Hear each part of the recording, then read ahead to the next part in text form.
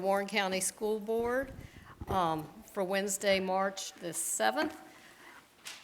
Before we rise for the Pledge of Allegiance, I would like you all to remember this week Larry Andrews. Larry Andrews passed away this week, and he was a former member of the Warren County School Board.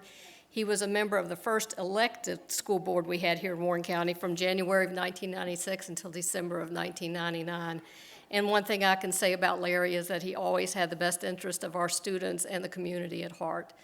So please rise for the Pledge of Allegiance, followed by a moment of silence.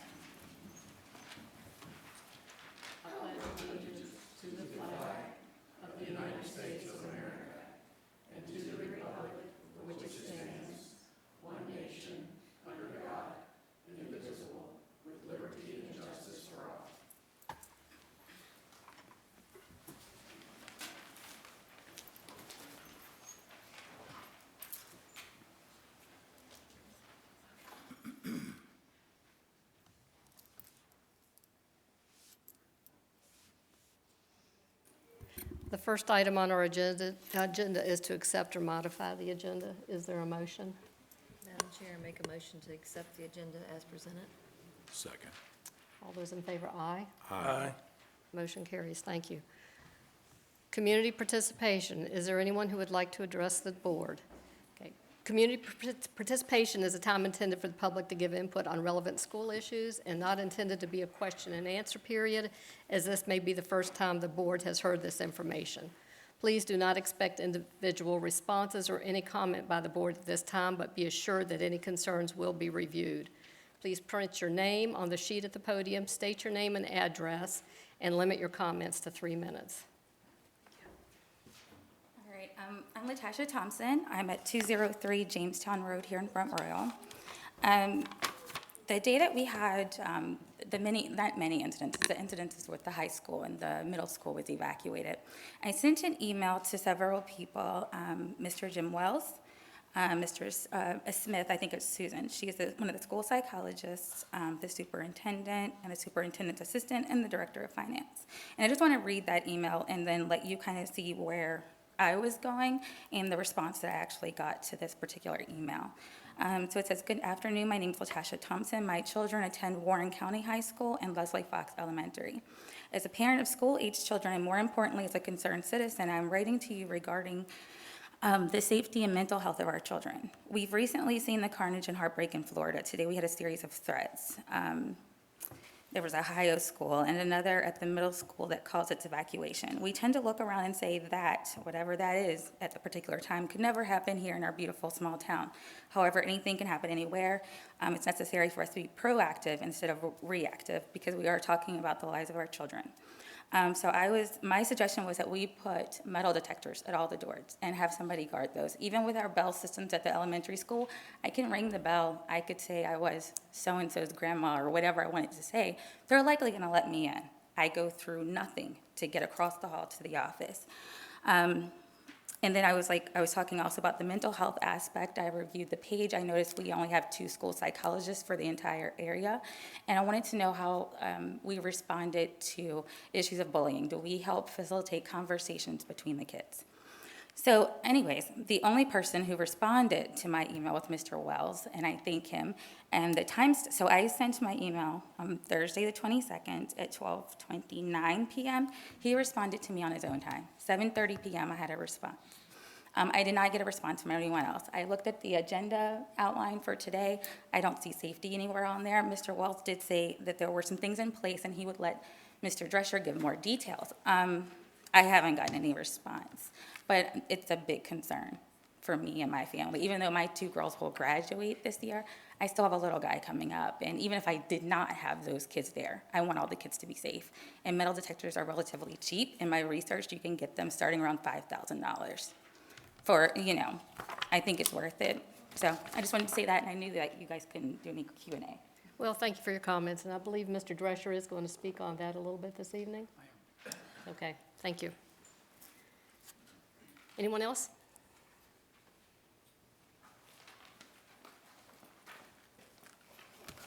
I'm Kim Oakland, and usually I'm here as president of Warren County Education Association, but tonight I'm just wearing my music teacher hat. So I'm the music teacher at Ressie Jeffries Elementary School, and I want to tell you that this month, the month of March, is very popular. It's National Reading Month and all sorts of other months, but it is Youth Art Month, which was created in 1961 by the Art and Creative Materials Institute to generate more public support for youth arts education and to bring to light the positive effects of an art and music education or even a simple art project can have on a child's future.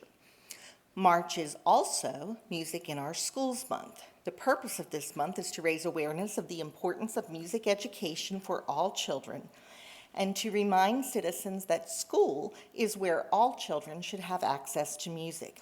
Music increases brain plasticity, which is the brain's ability to change, grow, and learn. Music can repair brain damage and improve memory. It is one of the few activities that utilizes the entire brain. And in conjunction with Music in Our Schools Month and Youth Art Month, you are invited to the Ressie Jeffries Elementary School Fine Arts Festival, which is being held at the same time as our PTO Spring Fling. It is the culmination of Youth Art Month and Music in Our Schools Month. Guests can do an art walk to see our student murals, see our Jazzy Jaguars perform, and listen to student solo and ensemble performances. And that is March 24th. And I brought an invitation for each of you, and I'll just go ahead and give them to Mr. Valentine to pass down. So, but you are all invited, so we hope that you will come and see us. Thank you.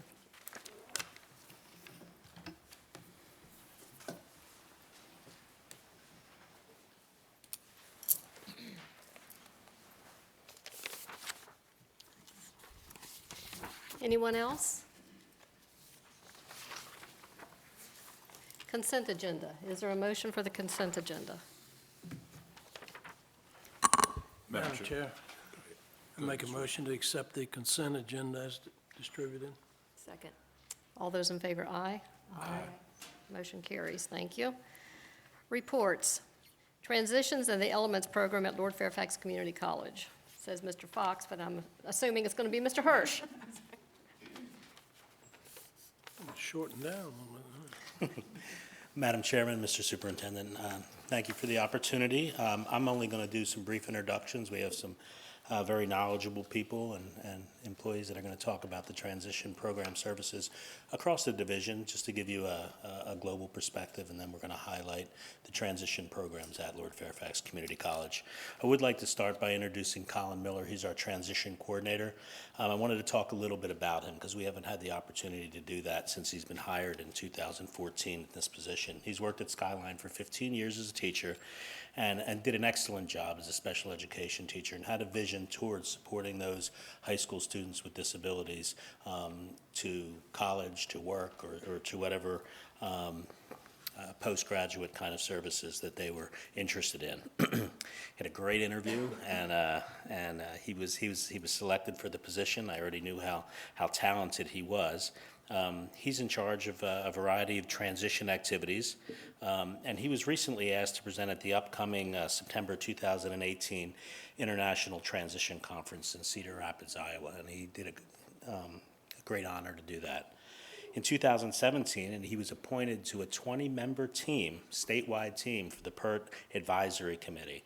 And we refer kids to PERT at Woodrow Wilson Workforce Rehab Center, and he's on that advisory committee to help Woodrow Wilson kind of create, improve their programming for our kids that we send to them over the summer. We send students in July for 2 weeks at a time to do an assessment to see what kind of job skills that they could be interested in or they have an aptitude for. Colin's going to highlight some of the transition programs, and then he's going to turn it over to Katie to talk about the Elements program. With no further ado, Mr. Miller. Thank you.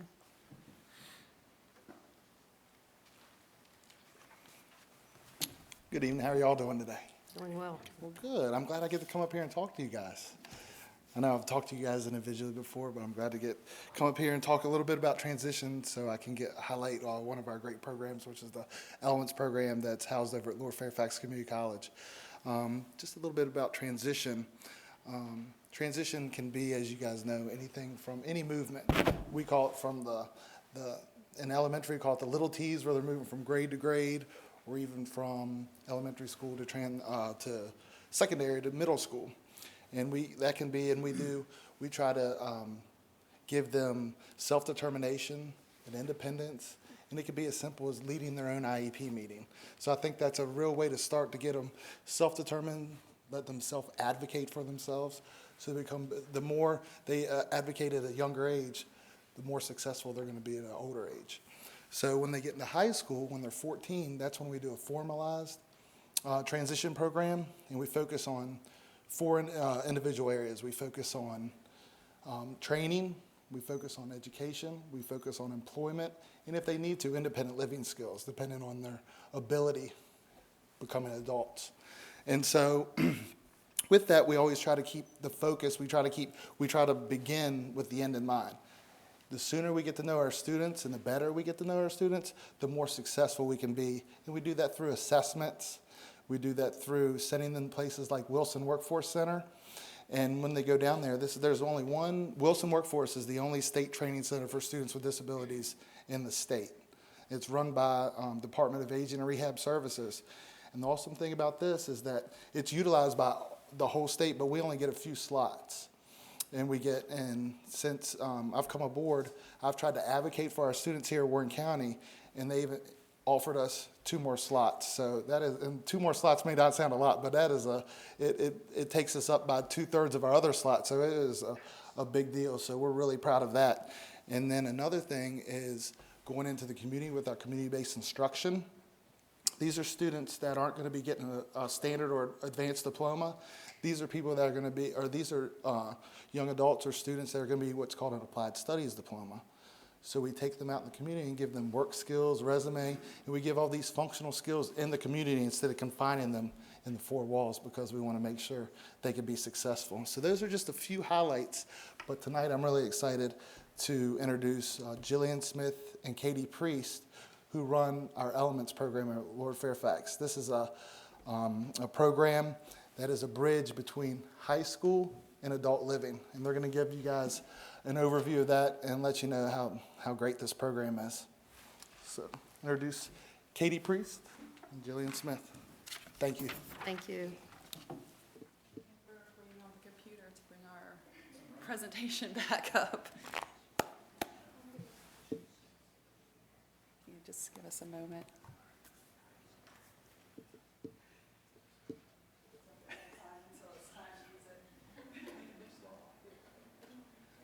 Somebody needs to sing or dance.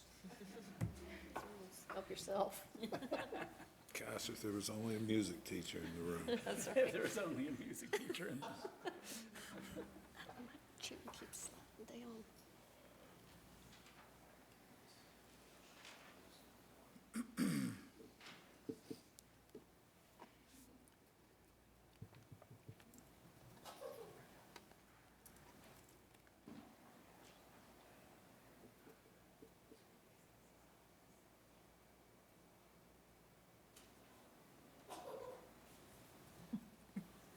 You need the hammer?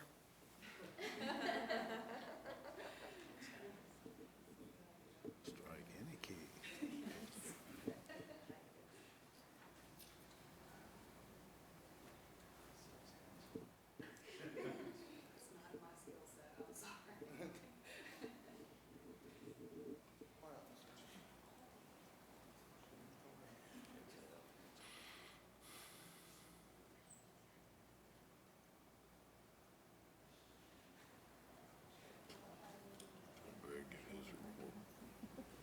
People looking over your shoulder while you're trying to. Okay.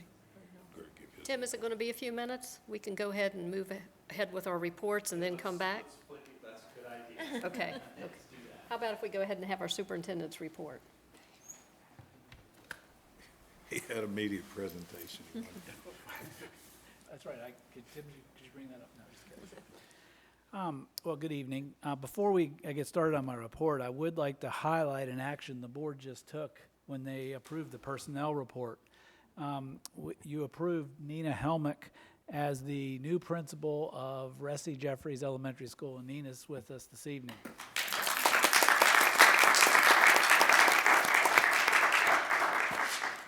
I know she's very happy about this, and we are too. Nina's replacing Doris Dean, who has been with us for quite a while. Nina started in 1993, do I have that right? And you've been an assistant principal since 2014.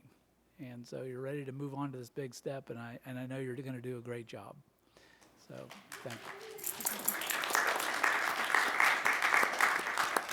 And I also know you're getting ready to take a little trip, and so if you need to go, that's fine.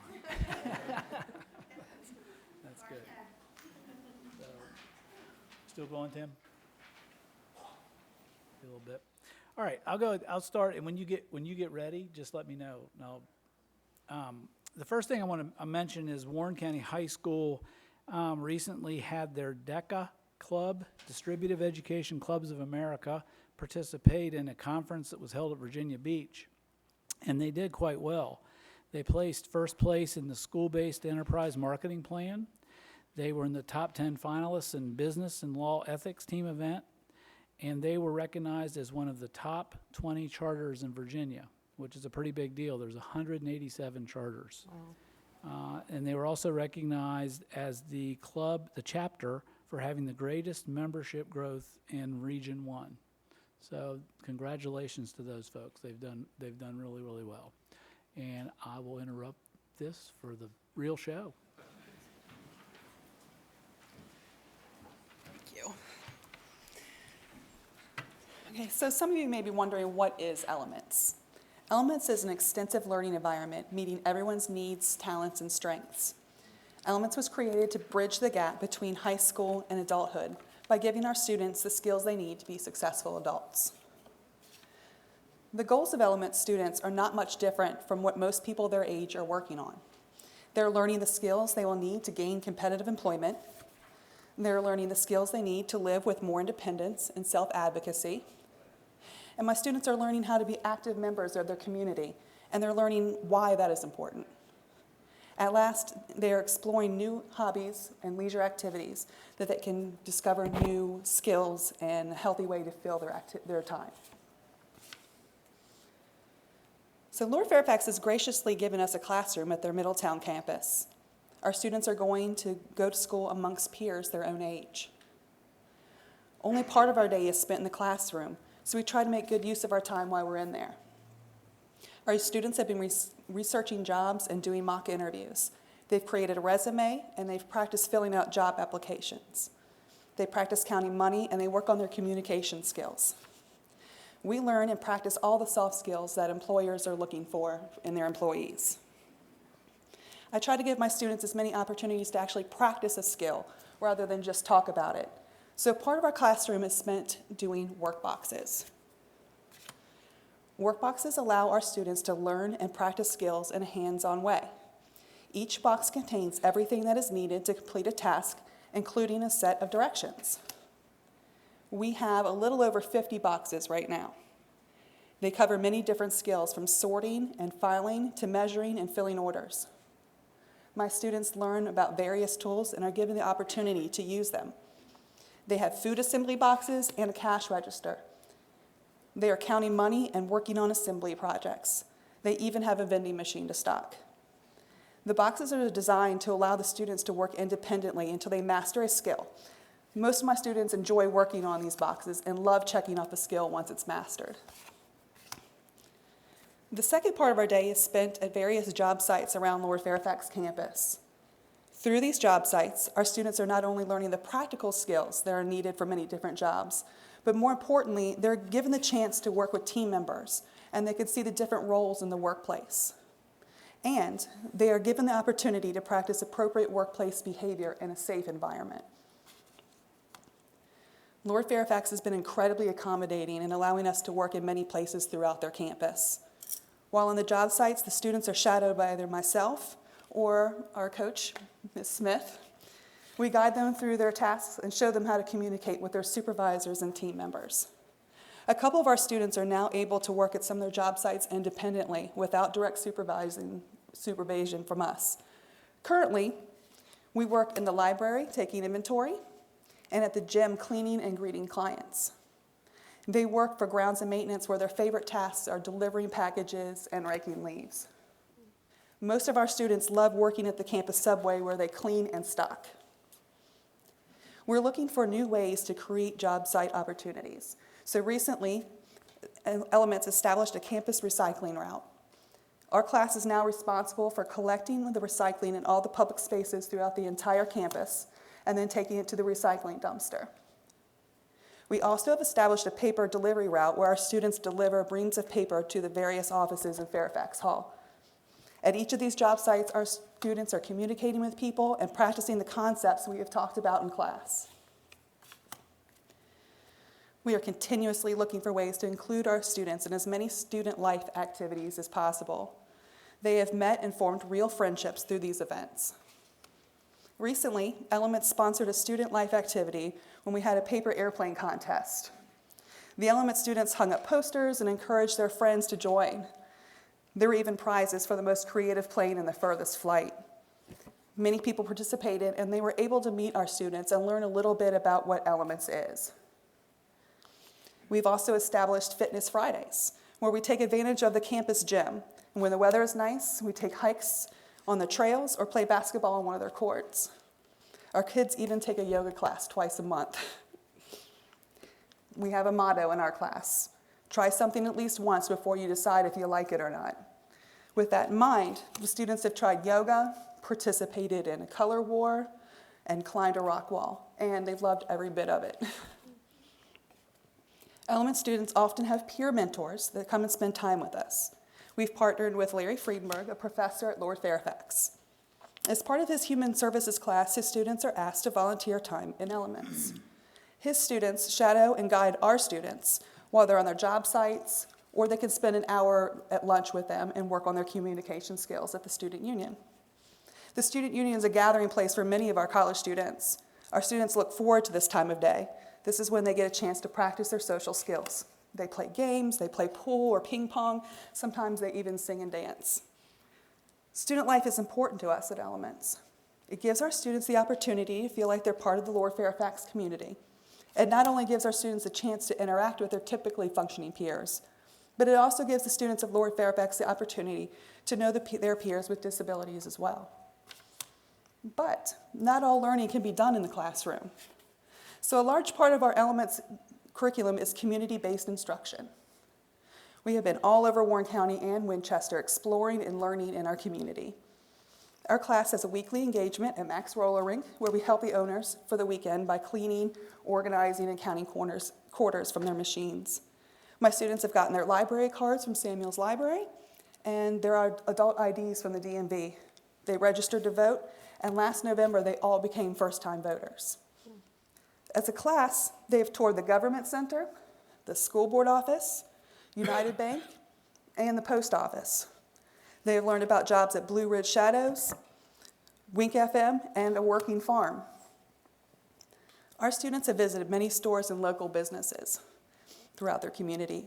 And in an effort to give my students more independence, we have been learning how to use the public transportation by riding the Front Royal Transit to as many of our community-based instruction trips as possible. Through community-based instruction, job site training, and classroom instruction, Elements is giving transition students the skills they need to become successful adults. Thanks. Woo! I felt like you deserved some sort of applause.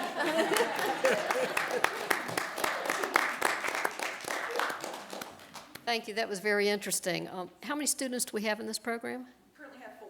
4, okay. And are they at Lord Fairfax like half a day and then back here? They spend their full day from 9 in the morning till 2 in the afternoon at Lord Fairfax. They do, 5 days a week? Yes. Okay, wow. Mike, have they gone through Warren County Public Schools from beginning to this point?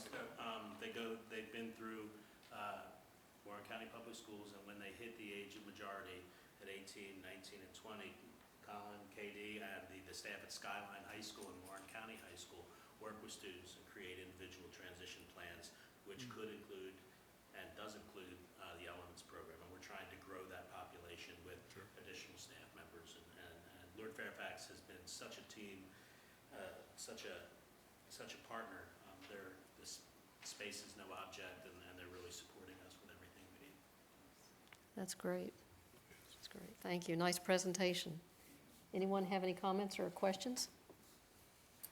I'm glad to see they finally put paper airplanes up where they're more important than getting in trouble in class like I used to. Well, they were outside. They weren't in the I classroom. know.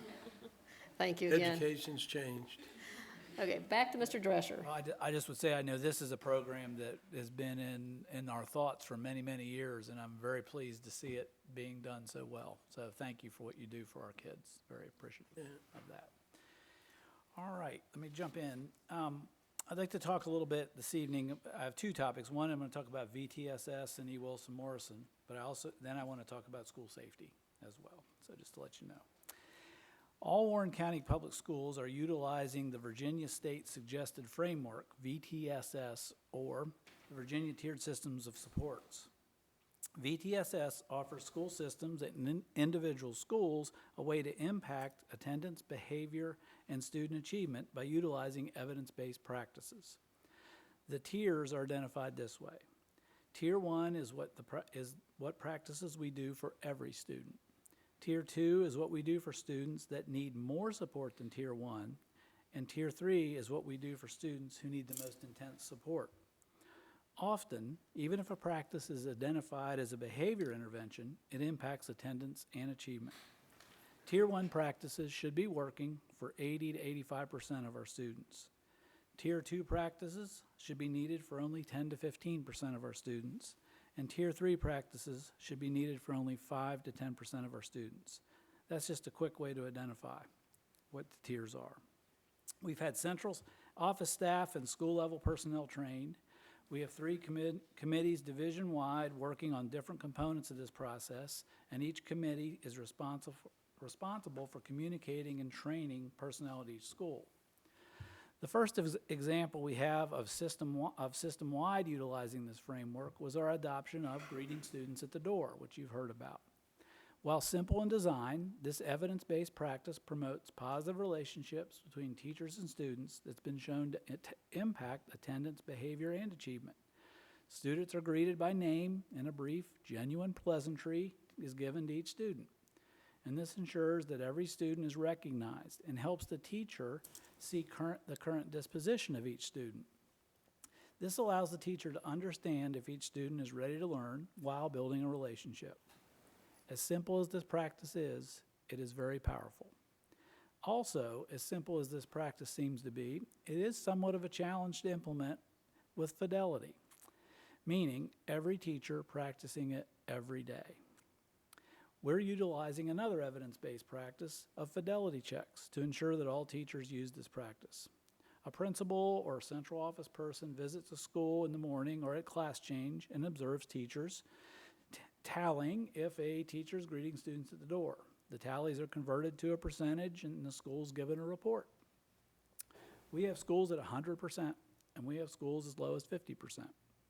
Teachers that are not participating are reminded, and if needed, given further instruction on the practice and how to best implement it. Our goal is by the end of the school year, we have all schools participating fully. The second example of a system-wide use of this framework is the Tier 1 checklist for classroom observations and walkthroughs. This checklist is being used by all schools with all teachers with the goal of every teacher getting feedback by, I believe it's April 20. I'm not sure I have that date exactly right. VTSS also addresses attendance, behavior, achievement issues at individual schools based on what is needed at that school.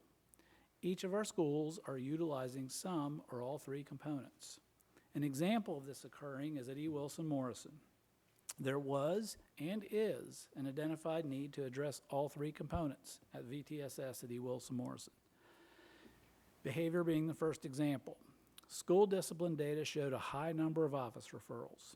The analysis of this data showed a need to strengthen Tier 1 practices. It also suggested that more interventions were needed at Tier 2 and Tier 3. School administrations implemented the evidence-based practice of PBIS, or Positive Behavior Intervention Supports. This has included practices for all students, Tier 1, as well as Tier 2 and Tier 3 supports. Central office personnel have also worked with administration to support the changes that were being implemented. In November, we had state-level VTSS supports were asked to come in, meet with all staff, as well as make further recommendations to the school for VTSS implementation strategies. Those staff made, that representative made 11 suggestions. I would say that 10 of those suggestions are well underway to being implemented. Several examples are the implementation of a reentry plan procedure for students returning after a full day or more of out-of-school or in-school suspension. Second, instituting a system for follow-up with the teacher regarding office discipline referrals. Third, doing weekly positive reinforcement of staff. And then fourth was the reinforce effective classroom strategy practices as outlined by the division Tier 1 checklists. Those are just 4 of the 10. The 11th suggestion was regarding cafeteria behavior. This continues to be a challenge. It's still being addressed. Hopefully that gives a little more insight on how VTSS process works division-wide and at a particular school, as well as knowing that it's having a positive impact on our schools. We have a system in place, and a lot of times it just takes time to make some of those things happen. Let me move on to school safety, near and dear to all of our hearts. The recent school shooting in Florida sparked a series of threats across our nation. On the evening of February 21st, Warren County Public Schools also experienced a threat that was posted on social media. The threat referenced SHS, and based on the verbiage used, the decision was made to check all student backpacks and items the following morning at Skyline High School. There was also, I'll just say that evening, not a lot of sleep was had by anybody involved. The law enforcement was dealing with it all night, trying to trace down how this happened. There was also the deciding factor of having increased law enforcement presence at all of our schools. Thank goodness, nothing was found, and it was later determined that this threat originated in Ohio and was not referencing our SHS. So I can only imagine that SHS schools around the nation had to deal with the same thing we did. Shortly after school started on the 22nd, this is just after we went through all this, we were made aware of another social media threat at Warren County High School. Within minutes, we were made aware of 2 more threats at Warren County Middle School. As you can imagine, there was a lot of things going on at the same time. But based on the timing and information we had at that minute, the decision was made to evacuate Warren County Middle School. Our crisis plans were initiated, and the evacuation and subsequent searches all went well. I want to thank our students for handling it so well. Couldn't have asked for better kids in dealing with a terrible situation. I'd also like to thank our parents for coming through a very scary situation.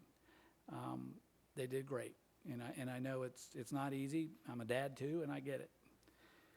Our school staff, whether they were staff at Warren County High School, Warren County Middle School, other schools, transportation, food service, they did a fantastic job at all levels.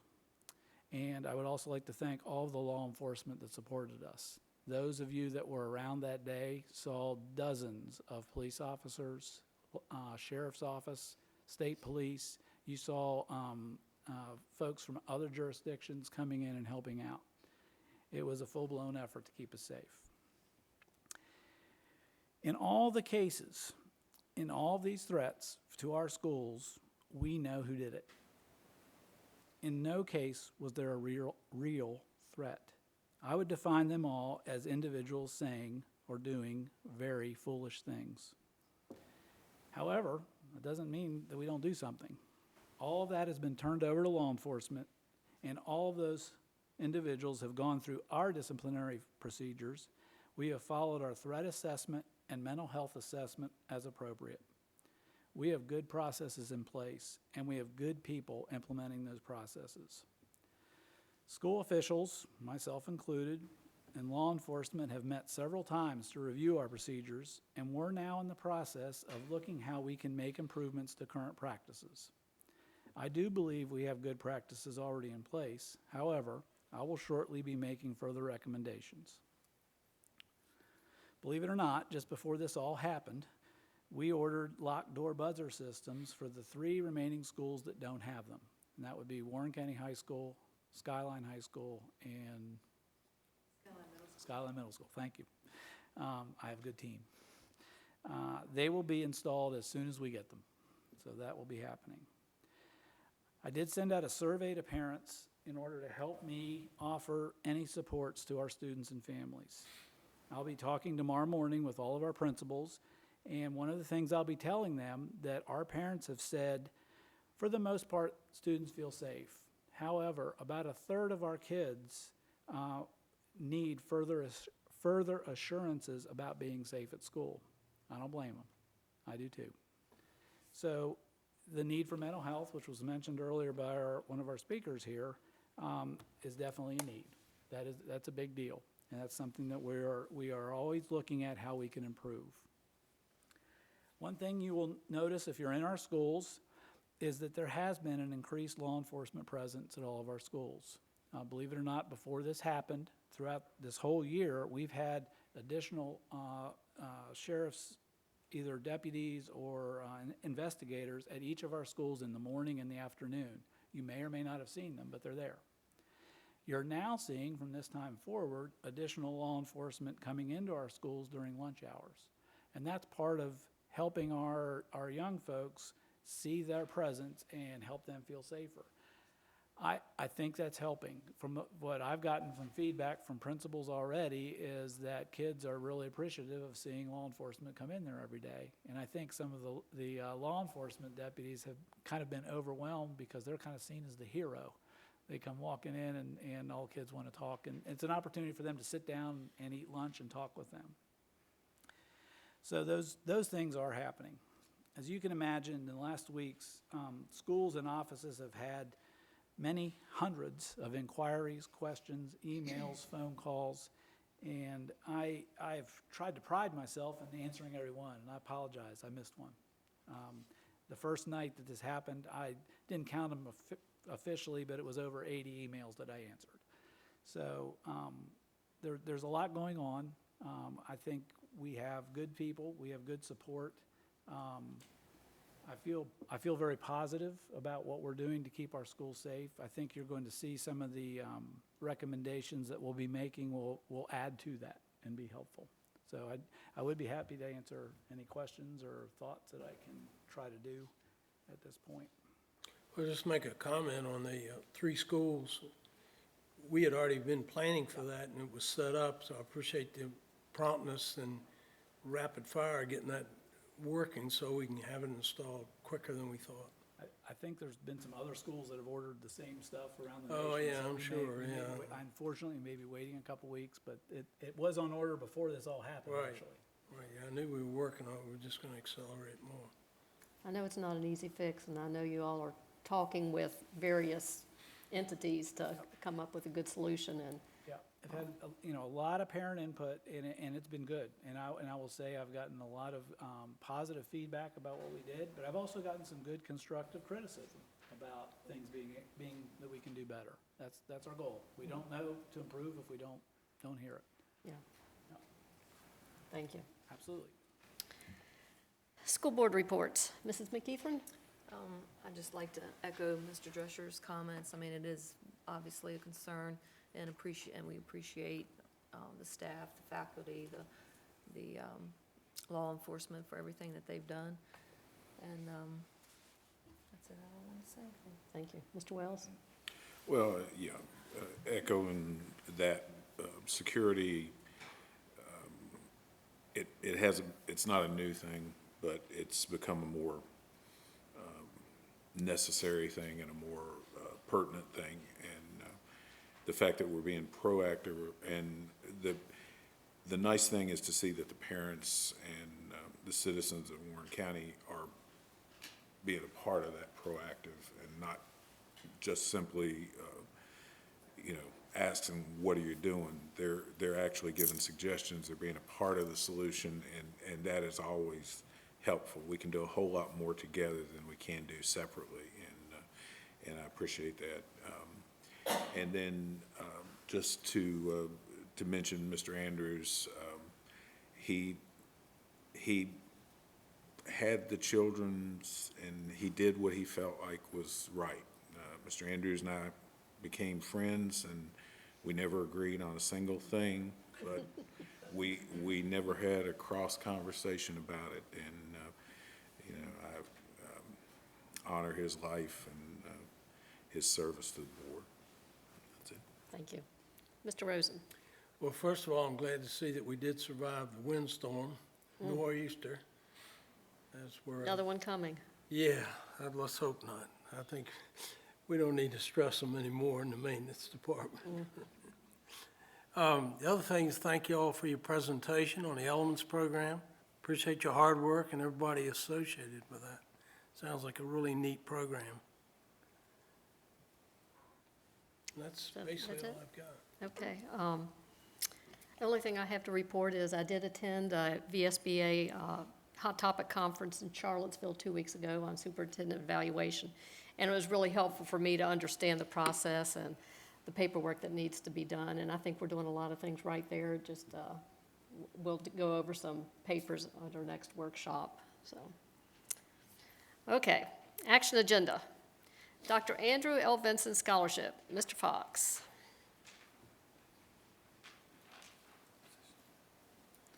Good evening.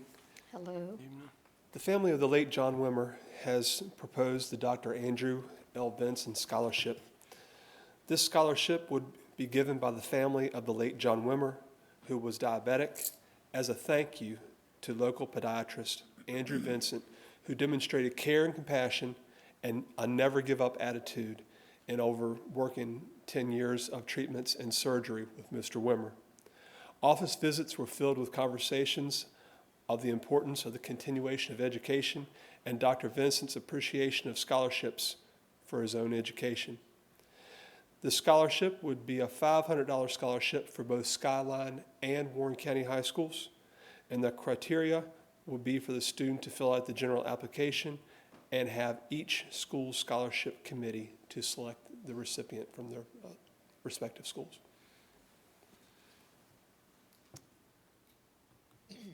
Thank you. I guess we need to accept that scholarship. Madam Chair, I make a motion, I move that the Dr. Andrew L. Vincent Scholarship be approved and accepted with gratitude. Second. All those in favor, aye? Aye. Thank you. Approved. Thank you. And I guess thank you to your sister and her family. Yeah, Dr. Vincent did not have an easy task for 10 years, Yeah. but he did it with John was a good guy. grace. Approval of 2018-19 budget. Mr. Drescher. Our budget process we've been working on for several months, and at our last work session, I think we worked through quite a few of the components of what we were believing have the best chance of helping us move forward on a variety of fronts. It does involve the request for increased funding, and I'd just like to highlight some of those, if that's all right. What I'm going to highlight the ones that are above $40,000. We do have a few small ones, but the main ones that we're looking at is a 2% salary increase for full-time contracted employees at the cost of $763,000. A step increase for eligible employees, and I just would remind everyone listening that it's been a decade that we haven't had a step increase, and that's at $505,000. A 10% increase for supplemental pay rates. Think about folks like our coaches, team leaders, things like that. It's been 10 or a dozen years that we've had any kind of increase there. We did have like it or not, a 20% increase to our side, the employer's cost of health insurance, and that's a price tag there is $784,000. And that same 20% goes to the employee as well, and we would like to not pass that entire 20% on. So we'd like to reduce that to 5%. The cost to do that is $338,000. We need an additional fifth grade teacher at Ressie Jeffries. You'll remember that we cut several teachers last year to make our budget. And when we did that, we knew that we were kind of cutting the line close several areas, and that was one where we're too close. We need to add a teacher back. We need to increase our bus and vehicle repair maintenance budget by $78,000.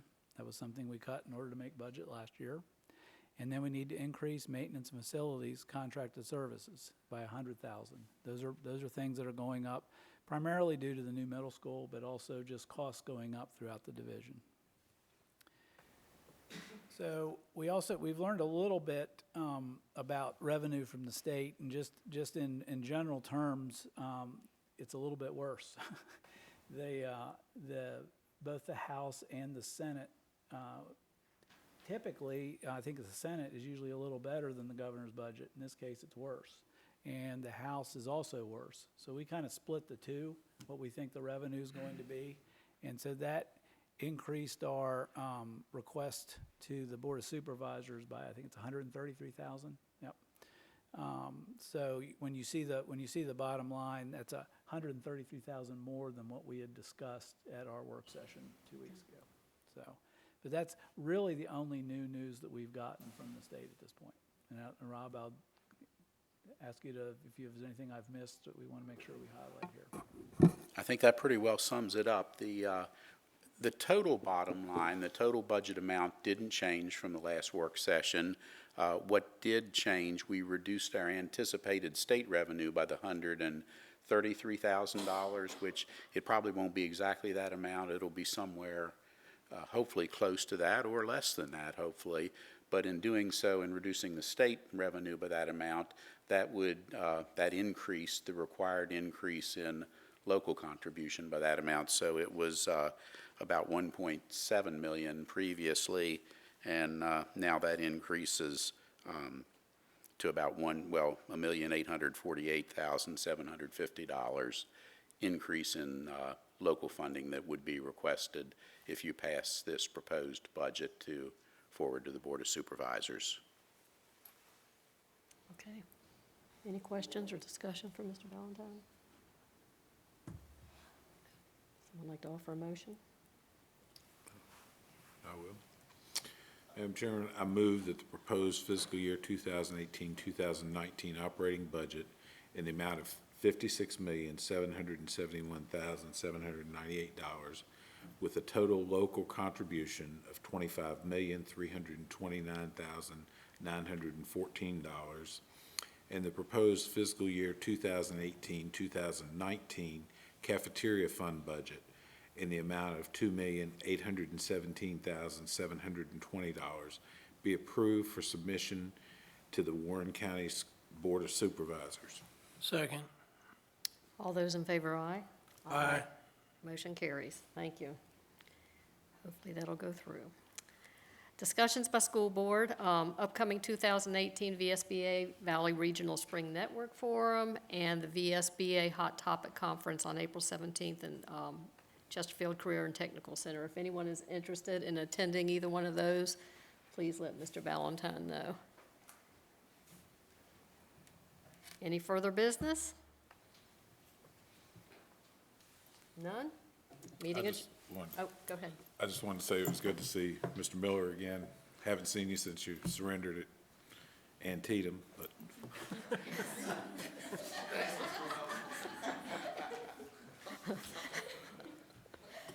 Meeting adjourned.